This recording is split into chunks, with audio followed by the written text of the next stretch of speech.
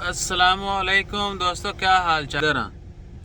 तो अगर किसी को याद करना हो कि पाकिस्तान में या किसी भी दूसरे मुल्क में बसा लेटे तो लो ना जो नाल ही तो गंदा नाड़ा होंगे उधर उतरते ही बंदा ऐसे करता है, सुकून आ गया। तो अगर आपको ओमान में मस्कत के अंदर वो सुकून चाहिए तो पाया इत्थे आ जा करो। मियाँ मजारी हया वाटर में आए, ये प्लांट है, इसके करीब से गुजरे, गाड़ी के शीशे डाउन कर लें, नहीं फिर भी यानी वो फीलिंग ना आए तो जिस तरह मैं खड़ा हूँ इधर ये काम कर रहा हूँ आप भी कर सकते हैं। ये प्लांट है पूरा, इधर इनका एडमिनिस्ट्रेशन ऑफिस है, ये रोड जा रही है। वो पीले ट्रक किधर गए?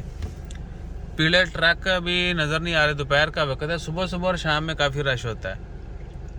तो ये आज का तंबाकू था 1 मिनट का। अपना ख्याल रखें, दुआओं में याद रखें, और अगर कोई मिस करता हो वो गंदे नाले को तो इधर आके जो है ना हमारी तारीफ कर सकता है।